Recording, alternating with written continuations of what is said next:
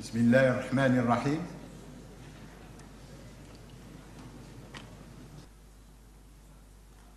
Monsieur le Président de la Chambre des conseillers, Messieurs les ministres,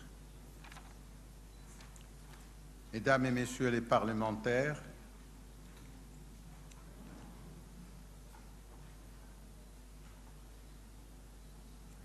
Monsieur le Wali, Monsieur le gouverneur, Messieurs les présidents, Mesdames et Messieurs,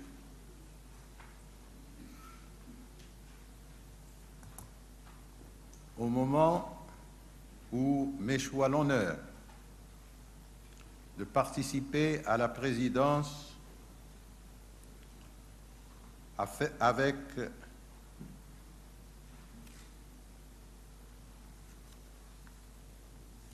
Jean-Claude Thébault, le directeur général du BEPA,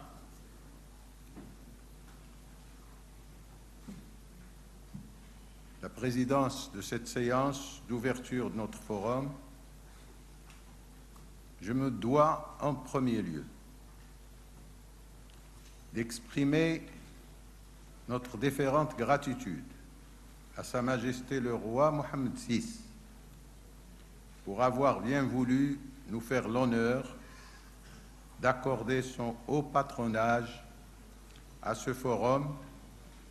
dédié à l'initiative pour une communauté atlantique.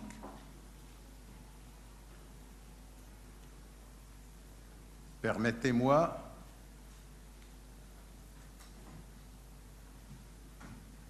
d'autre part de vous dire combien nous sommes ravis de l'opportunité qui nous a été donnée d'organiser ce forum en partenariat avec le Bureau des conseillers de politique européenne relevant de la Commission européenne. Je suis sûr que, comme moi, vous attendez avec impatience le message que Monsieur le Président José Manuel Barroso a bien voulu nous adresser en témoignage de sa bienveillante attention à l'égard de notre initiative. Je suis sûr que ce message apportera un inestimable éclairage à nos travaux et contribuera à leur succès et à leur audience. Qu'il en soit chaleureusement remercié. Ce ne serait, je dirais, ce ne serait que justice d'associer à ces remerciements avec une note d'amitié personnelle Monsieur Jean-Claude Thébault, directeur général du BEPA, ses collaborateurs, ainsi que Monsieur Pierre Vimont, secrétaire général exécutif du Service européen pour l'action extérieure, qui n'a jamais manqué tout au long de la phase préparatoire de ce forum de nous prodiguer conseils et encouragements avec le calme et la profondeur de la vision qui le caractérise.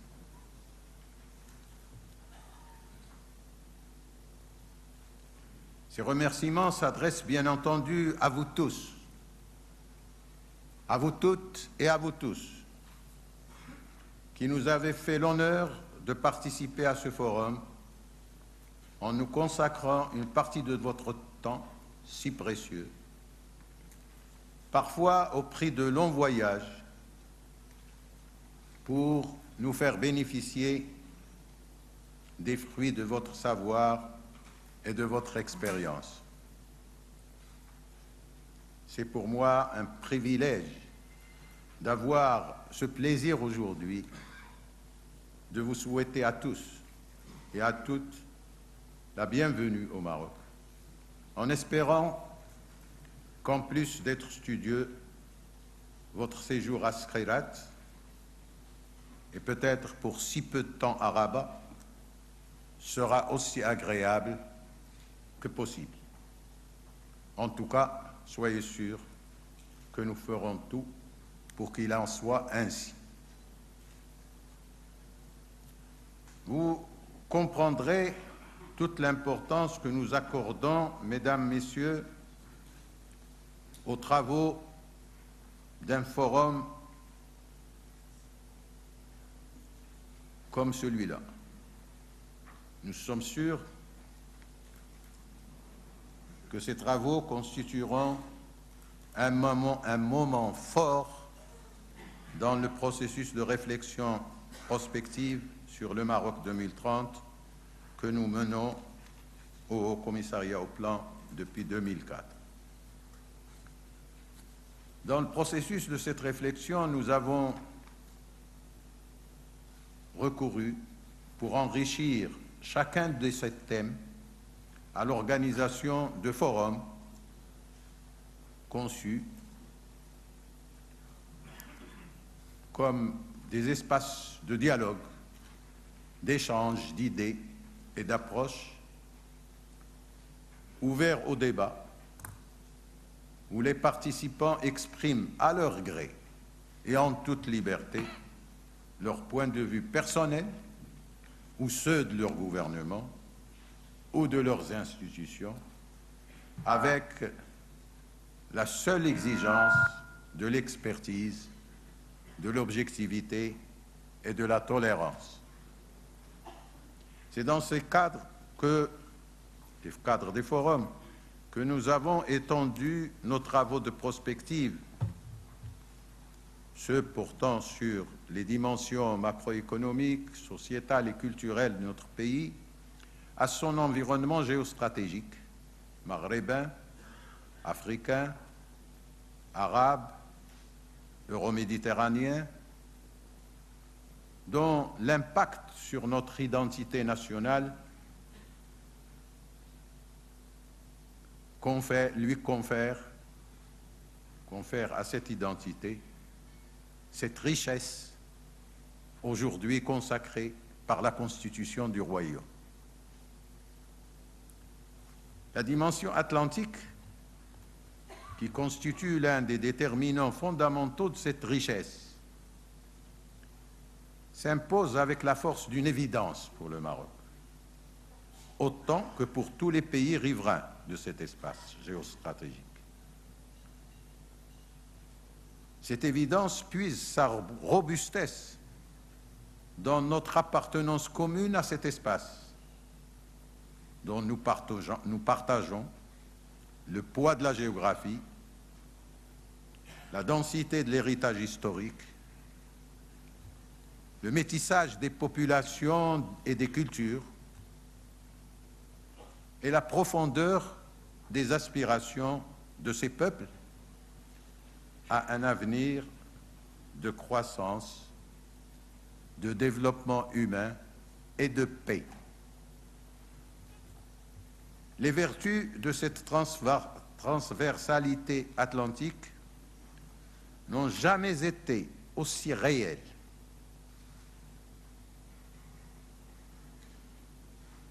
Ses potentialités aussi riches et sa vocation à devenir, pour nous tous riverains de l'Atlantique, aussi évidente que dans le contexte des défis portés aujourd'hui par l'évolution des réalités économiques, environnementales et sécuritaires du monde.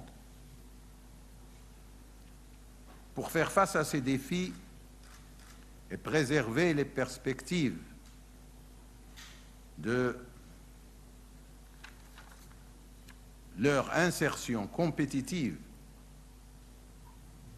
dans l'économie mondiale émergente et leur spécificité dans l'économie mondiale émergente de l'après-crise,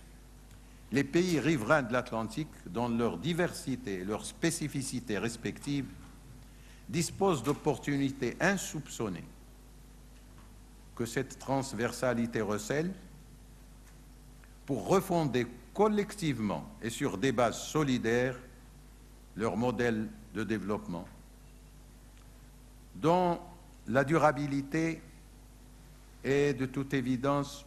menacée par les déficits de financement qui constituent, notamment dans les pays en développement, le lot des croissances tirées par la consommation,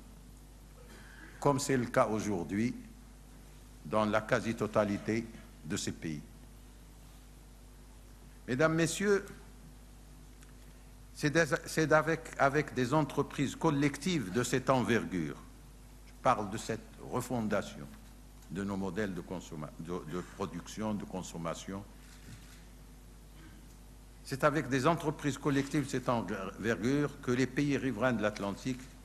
seront mieux armés pour relever collectivement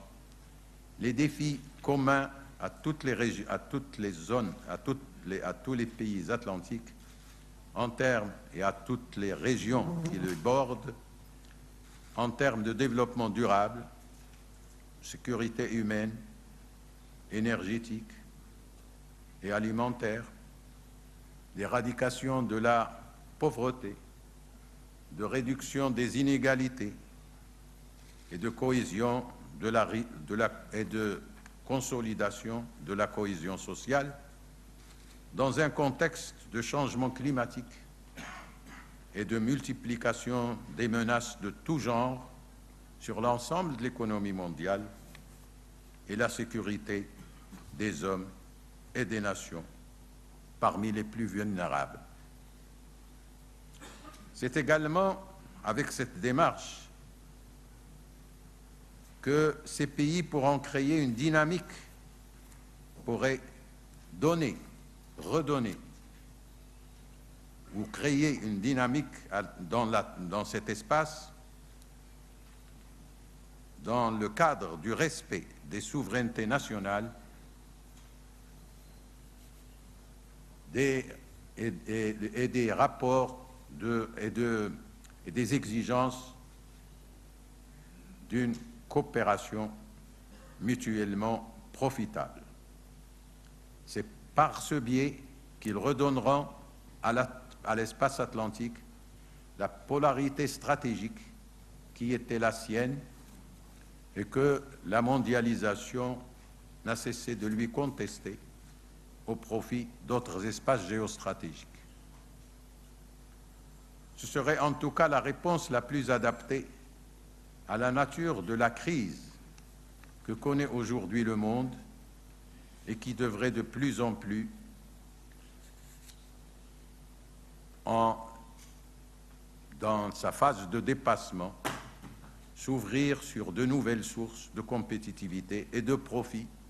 autant sectoriels et technologiques que territoriales, dans le cadre de cette économie politique nouvelle qui émerge aujourd'hui dans le monde. Dans cette perspective, les regroupements régionaux les plus larges seront les territoires les plus attractifs des capitaux locaux et extérieurs. Il doit cependant être clair à cet égard que la promotion d'une communauté atlantique avec ses dimensions n'implique en aucune façon une limite à l'insertion active, nécessaire et toujours urgente des pays riverains dans les unions territoriales de leur continent. Bien au contraire, le projet d'une communauté atlantique doit être, à notre avis, une valeur ajoutée pour les regroupements sous-régionaux et territoriaux et favoriser ceux parmi leurs membres qui souffrent d'un enclavement ou d'un semi-enclavement. Il doit ouvrir à ces derniers l'accès pacifique à un espace atlantique où règne la paix, la prospérité, la libre circulation des biens et des personnes, autant et où règne également le respect des droits de l'homme et des valeurs de la modernité. De même, loin de contrarier la montée en puissance des rapports économiques et politiques sud-sud,